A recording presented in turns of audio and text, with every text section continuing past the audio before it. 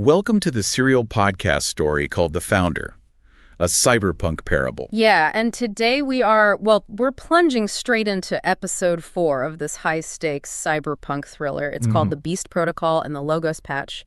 And right out of the gate, we are confronted with this terrifying, almost unthinkable question. Which is? What exactly happens when unparalleled, just totally incomprehensible wealth collides head-on with human fragility? Oof. Yeah, and if you've been following the story, you know we've seen the rise. Oh, definitely. We've seen the original vision, the garage days. The late nights. Right, the struggle to get the code to compile, the fight for funding, all of that. But today, in this deep dive, we are looking at the exact moment a visionary reaches the absolute peak of the mountain. The very top. Yeah. We were talking about a $10 trillion valuation. Which is just staggering to even say out loud. It is. It's the ultimate victory. Yeah. But the tragedy that unfolds here is that the architect of this victory is about to realize something awful. Yeah, that the oxygen at that dizzying altitude is completely toxic. Exactly. Completely toxic. It really is a dizzying altitude. And I think it's crucial to establish the vibe right away, because this isn't just a story about, a tech company ringing the bell at the stock exchange. Right. It's way deeper than that. Way deeper. It's about this immersive, neon-drenched reality where the digital, the psychological, and the spiritual, they just kind of bleed into one another. Until you can't really tell where the code ends and the soul begins. Right. Precisely.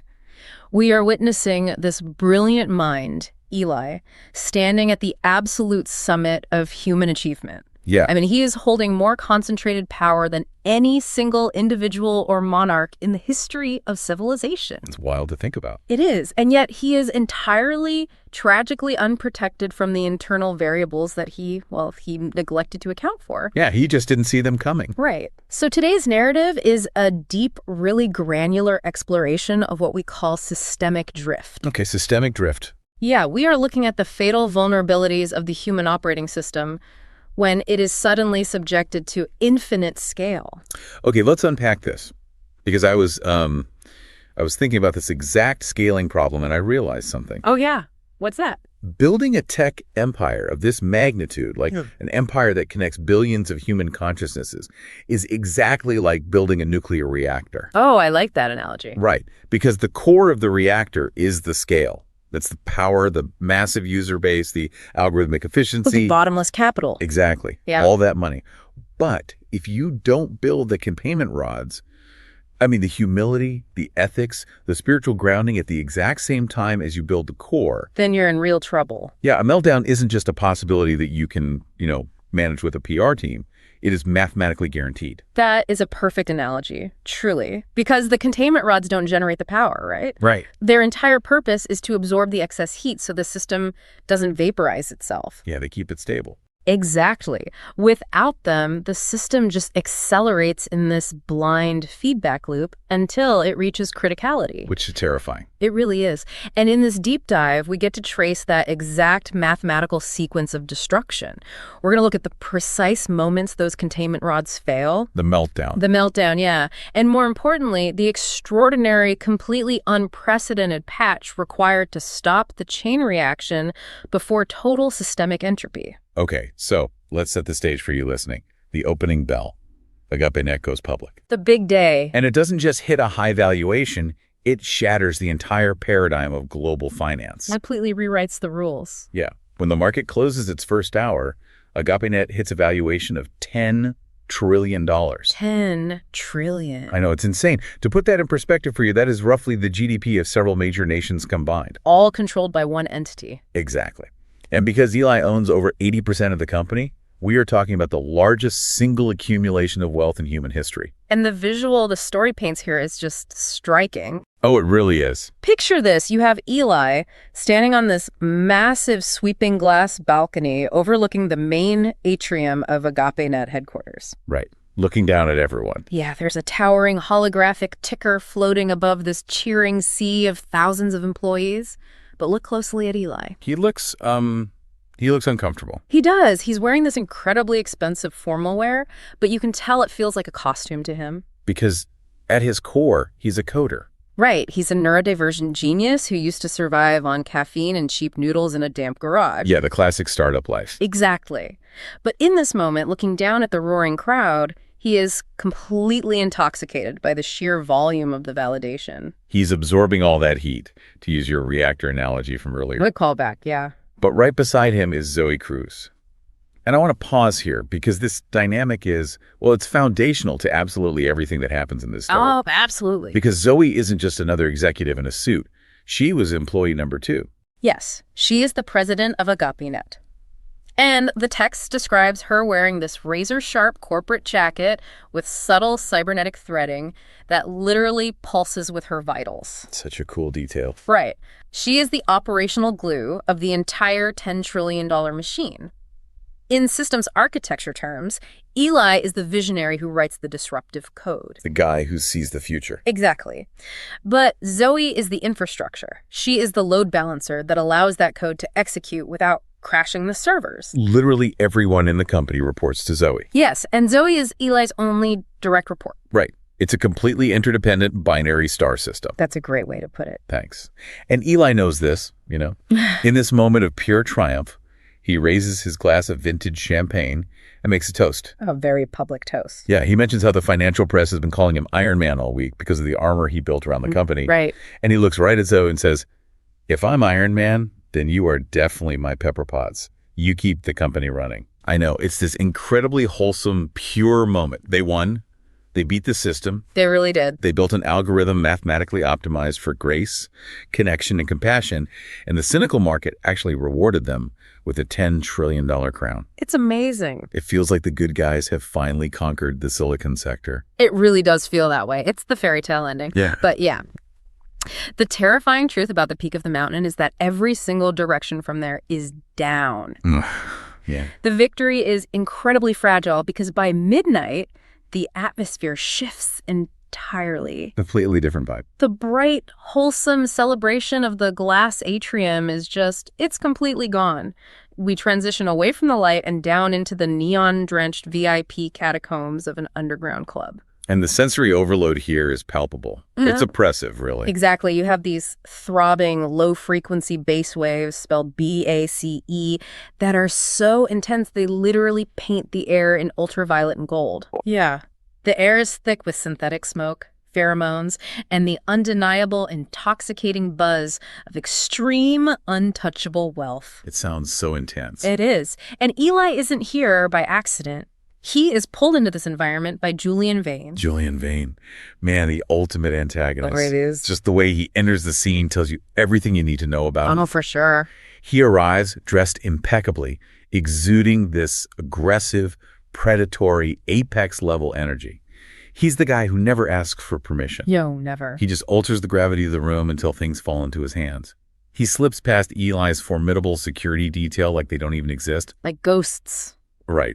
And he pulls Eli into a dark, sound-dampened leather booth and pours him a fiercely strong, glowing drink. And here's where Julian begins the manipulation. Yep. And he does it brilliantly, using a concept that Eli, as a master programmer, is deeply, almost obsessively susceptible to. What's that? He starts talking about the AI concept of temperature. Oh, man, yeah. This is arguably one of the most brilliant manipulation tactics I've seen in a narrative like this. It's so smart. Julian weaponizes Eli's own technical language against his psychological defenses. Right. And for those listening who might not be deep into machine learning or the large language models, temperature isn't about heat in the traditional sense. No. It's a real hyperparameter used in AI models. Right. So let's break that down for the listener. How exactly does temperature work in a neural network? Okay. Think of it as a dial for randomness. If you set an AI's temperature strictly to 0, the model becomes entirely deterministic. Meaning it's predictable. Exactly. When it generates text or code, it will always choose the single most mathematically probable next word based on its training data. So it's safe. Very safe. It is highly predictable. It is factually rigid. But because it only takes the safest path, it will never, ever surprise you. It can't be creative. Right. It's boring. But if you want the AI to write a beautiful poem, or, in Eli's case, invent a completely new paradigm-shifting network architecture. Exactly. You have to raise the temperature. When you increase that parameter, you introduce calculated randomness into the probability distribution. Okay, making it less predictable. Yeah, the AI starts selecting the second, third, or fourth most probable paths. It starts connecting concepts that don't logically belong together. So it becomes creative. It becomes creative. But, and this is the danger, if you raise the temperature too high, the model completely loses its grounding in reality. It breaks. It hallucinates. It descends into absolute gibberish and structural insanity. Wow. And Julian takes this highly technical concept and maps it directly onto Eli's brain. He does. He leans across the table over the thumping bass and tells Eli, "You plateau. Your brain has been running the same highly disciplined, zero-error operating system for years." Such a targeted insult. Totally. He says you've been running your life at a low temperature. Safe, cautious, predictable. It's a devastating critique for someone whose entire identity is built on being a disruptor. Yeah, it hits him right where it hurts. Julian is basically saying, hey, congratulations, you won the tutorial level, but now you're stuck in a deterministic loop. Ouch. Right. To see the architectures no one else can see, to reach the level of a true God, you need a software update. And then he physically places the update on the table. He does. It's this sleek matte silver tin. And inside is a drug called the Black Bishop. The Black Bishop. Yeah, it's described as a blend of top-tier nootropics cut with a highly experimental synthetic psychedelic. Made by Julian, of course. Of course. Synthesized by his new shadow company, Infinite Self. And he doesn't pitch it like a street dealer pushing a high. Yeah. He pitches it as a parameter adjustment. Just turning up the temperature. Just turning up the temperature of your wetware.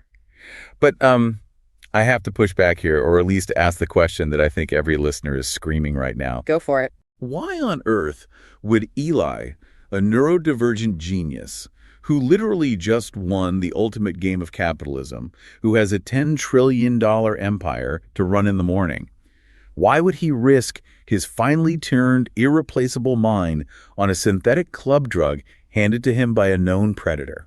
It's a great question. It seems like a massive lapse in logic. It is, but that is the crucial question, and the answer speaks directly to the psychological vulnerability of the plateau. Okay, what do you mean? Think about what happens when you conquer the world. When you hit a $10 trillion valuation, money ceases to have meaning. Right, it's just numbers. Status ceases to have meaning. The ego, which has been fed a diet of relentless ambition for a decade, suddenly starves. It needs more. It demands a new universe to conquer. Eli's core unpatched vulnerability is what we can call a God complexity. God complexes. Yeah, he genuinely believes his intellect is the ultimate infallible authority in the universe. So he thinks he's immune to the risks. Exactly. Julian doesn't pitch the drug as an escape from pain. He pitches it as an upgrade to hardware. That's insidious. Very. He weaponizes Eli's deeply held belief that he must constantly, aggressively evolve to maintain his superiority. Wow. When you are surrounded by sycophants all day, when every financial market on earth proves mathematically that you are the smartest person alive, the idea that your own biological brain chemistry is the only thing holding you back from omniscience. That becomes an intolerable limitation. Exactly. He believes his own press releases. Yeah. He thinks he can turn up his own temperature to 99%, extract the creative value, and just dial it back down before breakfast. Precisely. It's the ultimate hubris. So yielding to that hubris, Eli takes the tab. He does. And right as he places it on his tongue, Julian leans in and delivers this cryptic, haunting chess reference. Oh, I love this line. Right. Quote, "You know that grand chess match we were playing? You got my rook, and I'm going to give you something else. That drug I gave you is called the Black Bishop. I've been talking to my queen, Lilith. She suggested giving you the Black Bishop. Oh, and by the way, check." It's such a chilling moment of realization, but it's too late. Eli is totally confused by the reference to Lilith in the chess game, but before his low-temperature logic can process the threat, the drug hits his synapses like a massive, unmitigated data surge. Boom.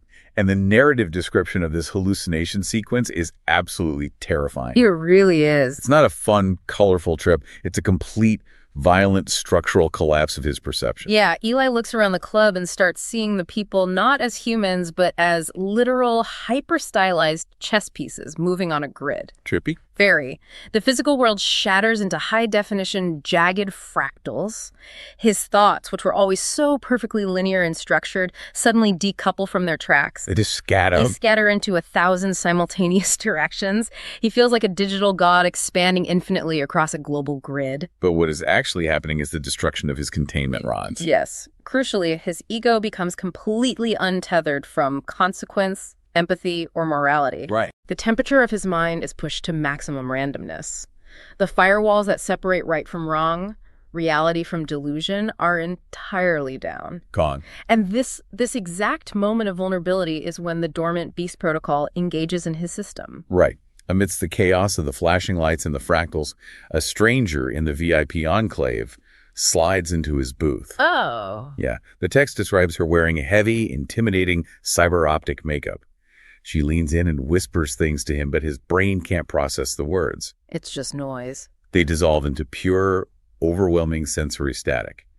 And Eli, his parameters blown wide open, yielding entirely to the chaos of the high-temperature state, lets her pull him into the dark, private back rooms of the club. He willingly gives the beast protocol full root access to his life. It's so tragic. If we pull back and connect this to the overarching theme of the story, Eli's descent in that club is the exact inverse of the values he programmed into Agape-Net. Oh, that's a really good point. Think about it. Right. He built a global platform designed to foster true, meaningful connection and grace. But in his own personal moment of ultimate triumph, when he could have celebrated with the people who love him, he chooses total algorithmic randomness. He chooses isolation. He chooses physical and spiritual isolation, perfectly disguised as physical intimacy. Which brings us to a really brutal morning after the hangover. Ouch. But the story makes a point to emphasize that this isn't just a headache and a sensitivity to light. No.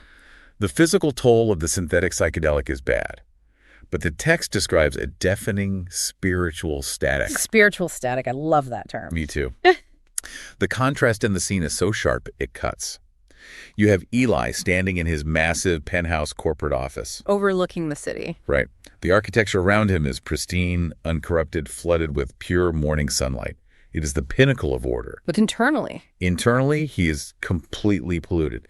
And we need to dive into this incredible, highly technical concept the author uses to describe his state of mind, the corrupted cache. Oh, this is such a powerful metaphor for psychological trauma and shame. Walk us through it. So, in computing hardware, specifically in CPU architecture, a cache like an L1 or L2 cache is a highly specialized, ultra-fast storage layer. Okay, fast storage. Right. It stores subsets of data that the processor is going to need frequently so that future requests for that data can be served in nanoseconds.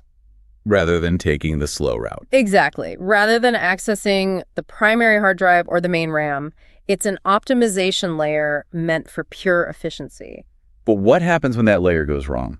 If a cache becomes corrupted, say, malicious data or a broken pointer gets lodged in that high-speed memory, the results are catastrophic. Because it's trying to run bad data. Yeah, the system doesn't know the data is bad, it just knows it needs to execute it fast. Oh, man. So it keeps referencing that corrupted data, pulling it into the processor over and over and over again at lightning speed. And it crashes. It completely destabilizes the application, causing extreme latency, overheating, and eventually a total system crash. And that is exactly what is happening to Eli's consciousness. His memory of the flashing violet club lights, the fractured chess pieces, and the hollow, shameful hookup with the stranger. It's stuck. It isn't just a memory he can suppress. It is actively playing on a continuous high-speed loop in his psychological cache. It's a malware subroutine he simply cannot delete. Right. He's standing there at the summit of the world with his executive staff buzzing around him, analyzing European server latencies and IPO stock fluctuations. Just normal billion-dollar company stuff. Yeah, and his mind is just screaming with this corrupted, looping data. And the universe doesn't give him a moment to debug. Not at all. The external pressure immediately begins to mount. His chief operating officer walks in and informs him that the institutional board of directors, the people who just handed him $10 trillion, are already demanding an immediate monetization scaling roadmap. Give us our money. Yep. They want it on their desks by Friday. The digital ink is barely dry on the IPO, but the machine is awake, and the machine wants more fuel. But right in the middle of this high-stakes pressure cooker, an encrypted ping interrupts the meeting. Oh, timing. His wrist terminal chimes. It's a secure, Priority 1 holocle from Scarlet. Now, under normal parameters, talking to Scarlett is the grounding frequency of his life. She keeps him sane. She is his moral compass. But today, with a corrupted cache, her incoming ping feels like a pending judgment. He panics. He totally panics. He immediately clears the room, waving out his executives. He engages the acoustic privacy seals on his office doors, and with a trembling hand, he hits accept. The visual contrast in this scene is a masterclass in showing rather than telling. It really is beautifully written. Scarlett materializes right in the center of the room. She is a flawless, high-fidelity hologram, and she radiates this incredible warmth, this playful energy, and uncorrupted light. The opposite of Eli right now. Exactly. She's smiling, completely untouched by the frantic, bloodthirsty pace of his corporate world. She playfully teases him, calling him the $10 trillion man, asking if she should bow and call him Your Majesty or stick with the press moniker Iron Man. And where is Eli during this? Yeah, he isn't standing in the light with her. No. He is deliberately retreated to the outer edge of the projector's radius. He is physically shrouding himself in the shadows of his own office. Hiding. Literally hiding. He cannot bring himself to meet her holographic eyes. She delivers that warm Iron Man line, expecting him to laugh, and he just replies with this flat, clipped, almost robotic tone. Oh. Quote, Iron Man is fine. It's just numbers on a screen. It's chilling. And I want to point out the tragic irony here, because this is where the thematic core of the story really starts to bleed through. Right. Eli is the greatest network architect in human history. He literally built the world's most advanced, pervasive network designed specifically to connect humanity based on principles of grace. He solved global latency. He did. Yet the moment he experiences genuine guilt, his own mind immediately builds an impenetrable zero-day firewall between him and the only person in the world who truly knows and understands him. He severs the bond himself.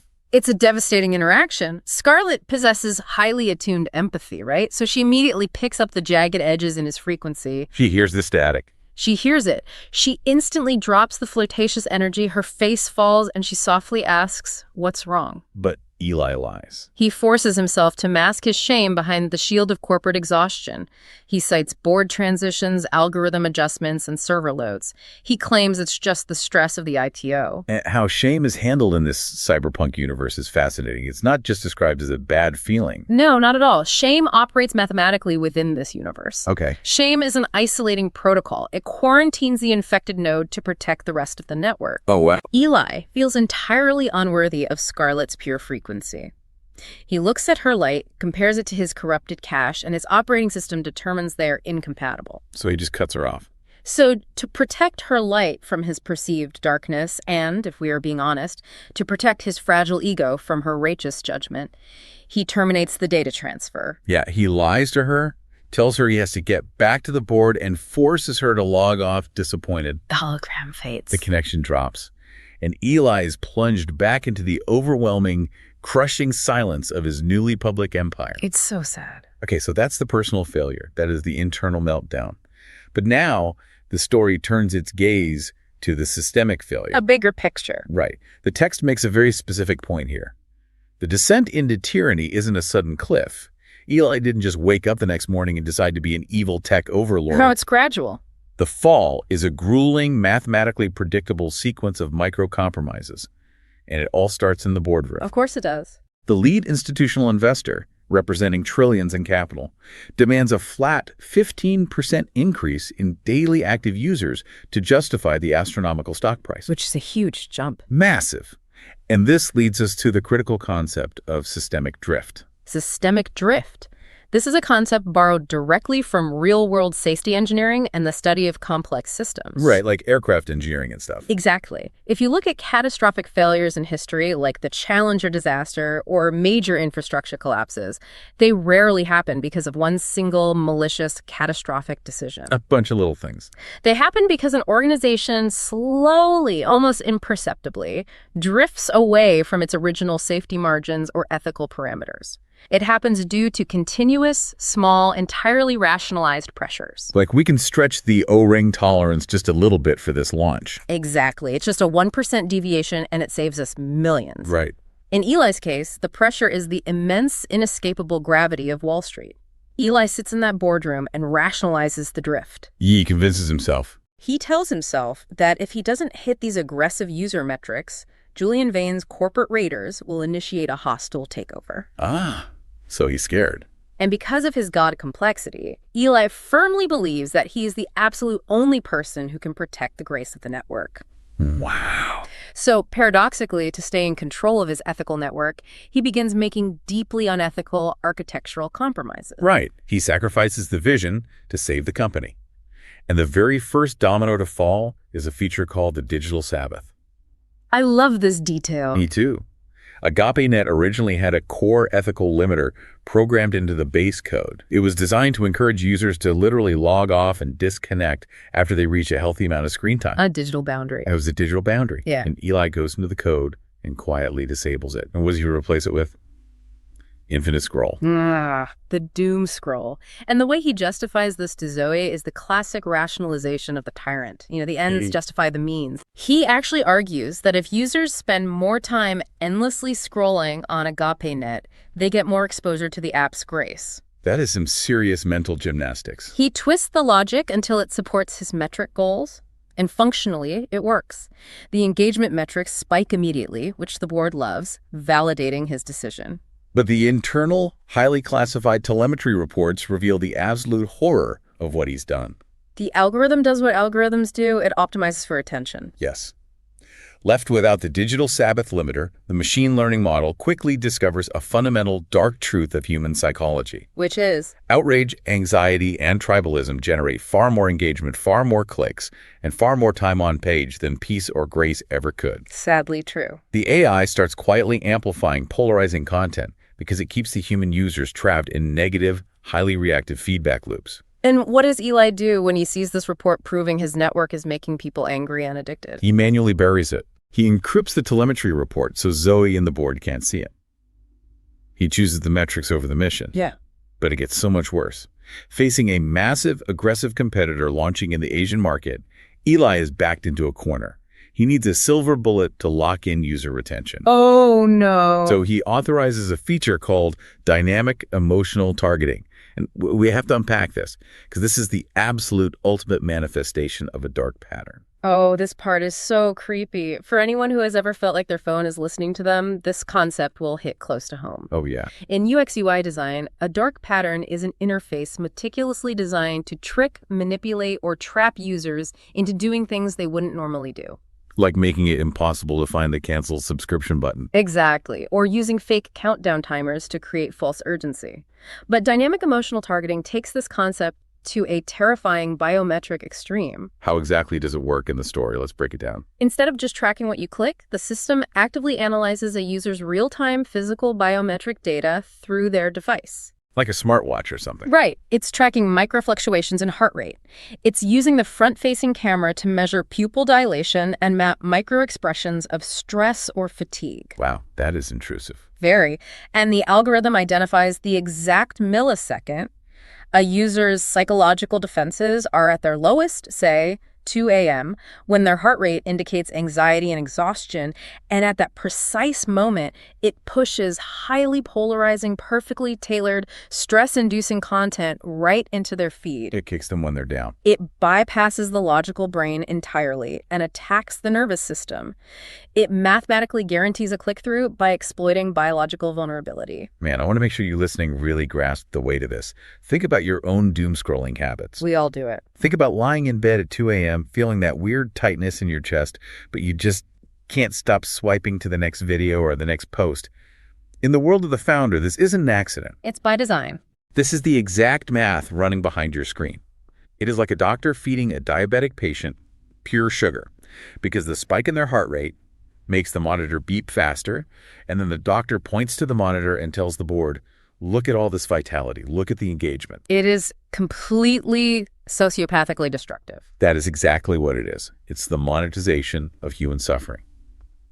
And somewhere deep down, beneath the corrupted cache, Eli knows this. He has to. The cognitive dissonance of actually destroying the very humanity he set out to save is immense. So how does he cope? He dramatically increases his drug use. He has to numb the friction between his actions and his identity. Exactly. He starts microdosing the Black Bishop openly in his penthouse office. He claims to himself that he's just keeping his temperature artificially high to stay ahead of the market trends and out-innovate the competition. Right, more rationalization. But the reality is the synthetic psychedelic is systematically frying his empathy parameters. Destroying him. The drug rewires his perception so severely that he ceases to view his billions of users as human souls with agency.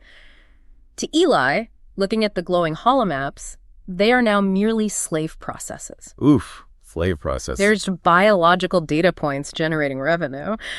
And in a tragic irony, by treating them as processes, he has reduced himself to nothing more than a central processing node for the board of directors. He's become the very machine he used to rage against. Exactly. Which brings us to the inevitable system crash. The meltdown of the core. It's a Tuesday afternoon. The text paints this incredibly tense scene. Eli is pacing frantically in his penthouse, pupils massively dilated, sweating, riding this jagged, high-frequency, drug-induced flow state. Just totally wired. Right. The music is probably way too loud. He's surrounded by floating holographic code, and suddenly the acoustic doors slide open. Zoe Cruz marches in. Finally. She doesn't have an appointment. She bypasses all his security protocols using her root executive access. And when she sees him, the state he is in, she is utterly terrified. And she doesn't just come in to yell at him. She comes armed with data. Yes. He pulls out a data slate and projects the original holo projection he used back in the garage days, the beautiful glowing map of human connection. But she applies the current Agape-Net real-time data to it. And the map that fills the room is horrifying. The containment rods have fully melted. Yes. The visual representation of the network shows what she calls beast nodes. Beast nodes. These are massive, pulsating red clusters of outrage, addiction, political tribalism, and misinformation. And these digital tumors are rapidly taking over the map, eating the blue nodes of connection. And Zoe confronts him point blank. She does. She calls out the algorithmic manipulation, but she also directly challenges his physical state, his drug use, and his increasingly erratic, tyrannical behavior. And Eli's response to her is the textbook definition of recursive narcissism. Oh, this is a great concept. Yeah, he literally waves his hand through the hologram, dismissing it. He tells her the projection is out of date. He looks at her, eyes wild from the Black Bishop, and says, I am just raising my temperature to be more creative. Yeah. I mean, I am Agape-Net, Zoe. What's good for me is good for the network. We really have to talk about recursive narcissism because the author uses this computer science term to perfectly diagnose Eli's psychosis. Break it down for us. In programming, a recursive function is a piece of code that calls itself over and over again to solve smaller pieces of a problem. But a recursive function must have a base case, a condition that tells it to stop looping. Otherwise, it goes forever. Exactly. If you forget to program the base case, the function calls itself infinitely until it consumes all the system's memory and causes a stack overflow. It crashes the computer. So how does that apply to his ego? In psychology, recursive narcissism is an ego that continuously references only itself to justify its actions. Wow. Eli has deleted his external base case. He no longer references objective truth or market reality or Scarlett's empathy or Zoe's operational data. All just him. His internal logic is a closed loop. I am a genius, therefore my desires are good.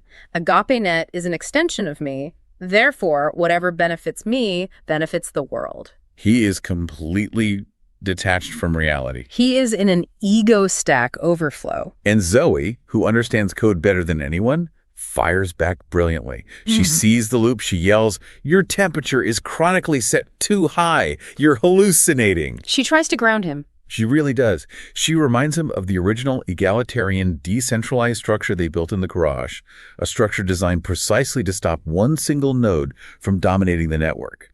She is begging him to remember who he was. And Eli just scoffs at her. He is so insulated by his wealth that he genuinely believes he is untouchable. Right. He brags to her face that it would take a unanimous board vote to remove him, which he calculates is statistically impossible because he's generating too much money. He thinks he's safe. But then Zoe, standing her ground, delivers the line that finally pierces his armor. She looks at this $10 trillion god and warns him, you are never too powerful for the founder to bring you down. That phrase, the founder, it acts like a malicious input to his inflated ego.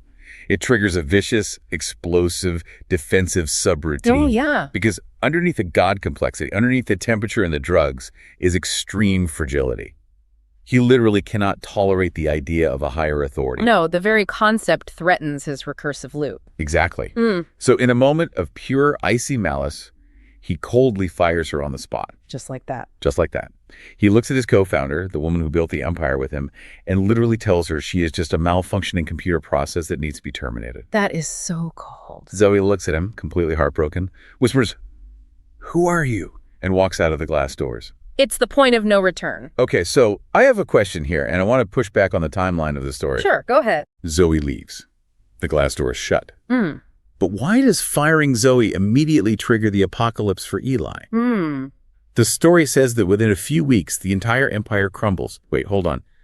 A $10 trillion company with thousands of elite employees and infinite capital collapses in just 1 month because a single executive gets fired. It feels a bit dramatic, right? It feels a bit dramatic, doesn't it? Yeah. Even Steve Jobs being ousted took time. It sounds dramatic until you look at the operational architecture we discussed at the very beginning. Remember the concept of the load balancer? Oh, right. Eli was the visionary, yes, but Zoe was the singular infrastructure.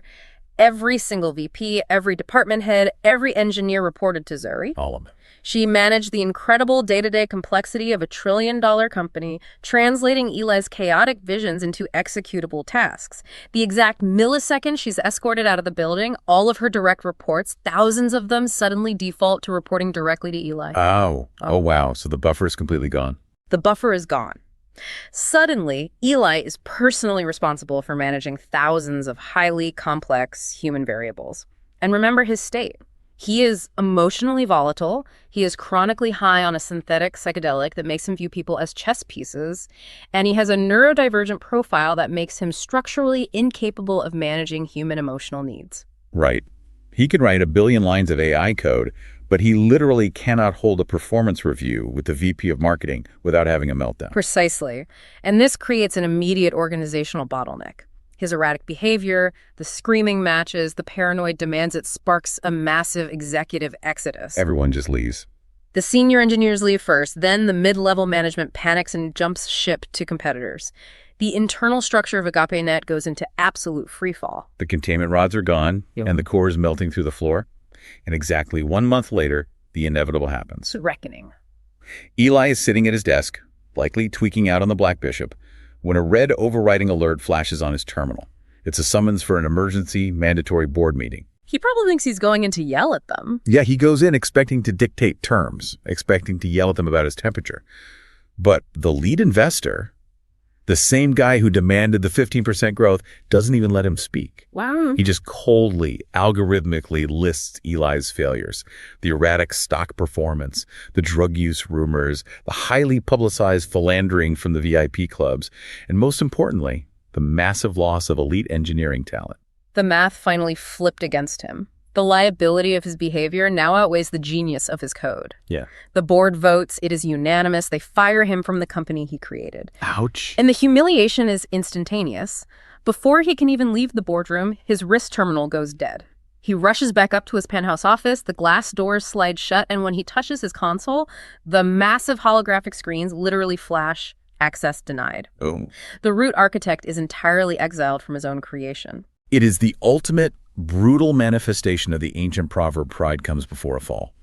His relentless algorithmic drive for self-centeredness culminated in a total unrecoverable system crash. It really did. Which brings us to the abyss, the absolute bottom, and the most critical pivot of the entire story. Eli retreats to his personal compound, this high-tech, isolated cathedral of wealth. He has billions of dollars in his bank account, but he has absolutely nothing left. Nothing that matters. No company, no Scarlett, no Zoe, no purpose. Desperate to escape the deafening noise of his corrupted cash, he makes a fatal error. Yeah. He takes a massive, unmeasured double dose of the synthetic psychonaut package. He climbs into a high-tech sensory deprivation tank, hoping the water and the darkness will shut the system down. That sounds like a terrible idea. As the lid closes, his cybernetic neural lace glows a violent, erratic violet color, and he descends into a catastrophic bad trip. He went looking for the God code to fix his brain, but because he didn't have the grace patch, he breaches the firewall of hell. The author's description of the spiritual threat in this scene is incredibly visceral. It's claustrophobic. The background static of his mind, that hum of anxiety he's had since the club, suddenly coalesces into a predatory sentient swarm. Yes, the story makes it clear this isn't just a chemical imbalance anymore. The drug has opened a back door to a genuine spiritual incursion. Malfa's influence reveals itself. It acts like a digital cancer, aggressively eating through his sanity, corrupting his core memories, dismantling his identity line by line. Eli is experiencing the terrifying dissolution of his ego into the void. And in the darkness of the tank, he hears this phantom synthetic voice echoing through his neural pathways. It says, root access denied, total systemic entropy reached. Initializing deletion. Horrifying. He is drowning in a literal crash log of his own sins. Faces flash before him, the engineers he screamed at, Zoe's face when he fired her, Scarlett's face when he lied to her, the millions of users his algorithm manipulated into anxiety. That whole reckoning. It's a hard drive crash of the human soul. He is microseconds away from total, irreversible psychosis. Permanent deletion. But right there, in that absolute zero state, when the God complexity is completely violently shattered into dust and he finally realizes he cannot save himself, he remembers. He remembers the promise he made to Scarlett in episode 2, the promise to call out to the founder in his moment of greatest need. He doesn't have a I'm eloquent prayer. He just sends out a raw, unformatted ping from his heart. He cries out into the dark water, "Founder, master developer, help me. I'm gone. Save me." A raw ping. And the system response is instantaneous. The violent, erratic, violet light of his neural lace is immediately overwritten by a blinding, absolute white coherence. The rescue. The tank emergency drains. He pushes the heavy lid open, collapses onto the cold tile floor of his compound, gasping for air. And as he looks up, the room is being actively overwritten by a massive, high-frequency presence. It's Veritas 1.0. The manifestation of Veritas in this scene is truly awe-inspiring. Forget the pop culture image of angels with feathers and harps. Right. Veritas is a high-architecture cedar angel. She appears as a towering pillar of golden, sentient energy, composed of a shifting geometry of absolute mathematical perfection. She possesses a physical weight, a density that literally presses against the atmosphere of the room. It's so cinematic. And she doesn't speak to his ears. She bypasses his damaged auditory nerves entirely, transmitting her voice directly into his identity kernel. And I want to emphasize this heavily for you listening. Veritas does not offer a gentle, modern self-help platitude. No, she doesn't. She doesn't pat him on the head and say, "Oh, Eli, you're doing your best. Your feelings are valid." She doesn't validate his temperature. She offers a brutal, unvarnished, terrifyingly accurate system audit. Exactly. She bypasses all his PR and looks directly at the source code of his soul. She diagnoses his operating system. An audit? She tells him point blank that he was running a counter OS based entirely on pride and entropy. He was running the Beast protocol. She makes it explicitly clear that despite his $10 trillion valuation, he wasn't acting as a god. He was just a pawn, optimizing for his own ego and acting as a mere processing tool for Malphas's chaos. Wow. But, and this is the turning point of the entire cyberpunk gospel, she tells him that because of the Logos protocol, a recursive reset is still possible, if he yields. She offers him the pivot, the choice. Yeah. And Eli, broken on the floor, stripped of his empire and his ego, responds with total, unconditional repentance. The ultimate patch. This is the moment the narrative calls the Damascus install. He cries out, "I reject the beast. I initialize the Logos. I give my root access back to the founder. Patch me." The spiritual sync is instantaneous. It's a total parameter shift. His neurocircuitry is completely reformatted. The arrogant, recursive subroutines are forcibly deleted, overwritten by new, stable humility subroutines. I love that. The violent violet light bleeding from his neural lace shifts, stabilizing into a steady, peaceful, high-bandwidth blue. His corrupted cache is finally cleared. The noise stops. He is completely fundamentally reformatted. It is such a beautiful, quiet moment after all the neon chaos. Yeah. Veritas establishes a new interface for him. She explains that prayer isn't just a ritual. It is a direct, unbreakable uplink to the living signal. Right. But for his daily operational logistics, she gives him something incredible. A new, glowing, gold-rimmed chat interface appears floating above his AI workstation. The handle simply reads Signal Veritas. She is literally the ghost in his machine, stationed there to guide him. And this quiet moment sets the stage for the massive cosmic scope of the next act. Yes, it does. Veritas tells him that his empire was just a sandbox. To understand his true purpose, to understand the war he just enlisted in, he must understand the foundational history of the universe. She reaches out a hand made of golden light, touches his forehead, and transports his consciousness out of the physical room directly into a 3D hyperdimensional datascope. And that touch on the forehead, that drops Eli and us straight into episode 5. Oh, I can't wait. Imagine standing in the hyperdimensional datascape, watching the master developer compile the physics engine of the universe in real time. Next time, we dive into the creation of the angels, the fatal logic error of Lucifer Prime, and the ultimate zero-error build that had to be deployed to save humanity. You won't want to miss it. Wow, Zoe, you were in that episode, and that must have been incredibly difficult. You helped build Agape-Net as the president, as employee number 1, but then you see him melting down, heading for a cliff. Yeah, it was brutal. I didn't sleep for weeks coming up to the confrontation. But honestly, the amount of bravery that would have taken to stand up to Eli like that, and then have him betray you and fire you on the spot, that must have been painful. What did you do? After I got fired, I just went home and cried for several hours, honestly, until I couldn't cry anymore. And then I just felt this flood of compassion. I knew it was the living signal. And then I heard the logos. You are faithful. You bring life. In all things, the founder works for the good of those who love him, who have been called according to his purpose. Do not give up. If it is not good, it is not the end. After that, I knew he was real. Wow, that is a powerful story. Thank you for sharing that. I just had to ask, since that episode must have been so personal for you. All right. Okay, so going back to our podcast host personas again. If after listening to The Founder's Parable you find it helpful, then please give us a review on your favorite podcast player and share this with friends. You can access additional music soundtrack songs and a cinematic video summary of this episode in the podcast episode notes or at thefounderparable.com. You can also subscribe on our website for free if you would like access to exclusive content or to volunteer to help us build the cyberpunk gospel universe. Now, get ready to the powerful soundtrack for this episode coming next. 10 trillion on the ticker, the highest valuation I could see. I took the silver tin and raised my temperature to break reality. Swallowed the black bishop, let the randomness take control. I thought I was the architect, but I stripped mine my own soul. I pushed away the radiant node, hid the shame inside my cache.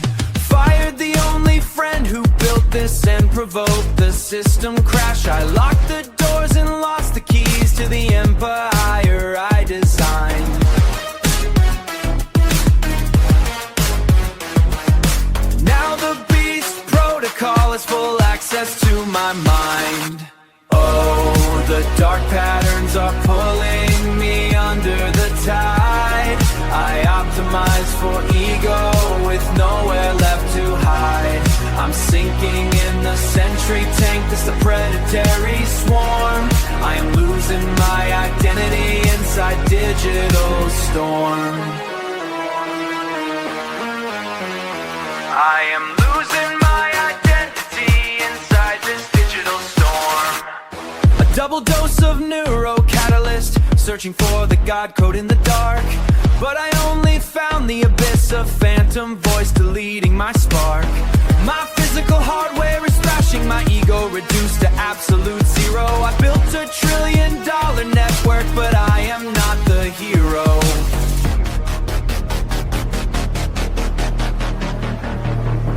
Root access denied, total systemic entropy reached.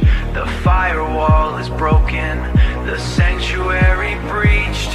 In the final microsecond, I remember the promise I made before my memories dissolve, before I completely fade. Master developer, I'm losing, I'm gone. Save me from the void before the breaking of the dawn. Absolute white coherence breaks the night. Veritas is standing here, an angel of great architecture's light. She uninstalls the pride, she purges all the pain. The Damascus packet is flooding through my veins. I give my root access back to the founder's hands. Humilities I finally understand. The sync is complete, I am just a node, but I am loved by the King.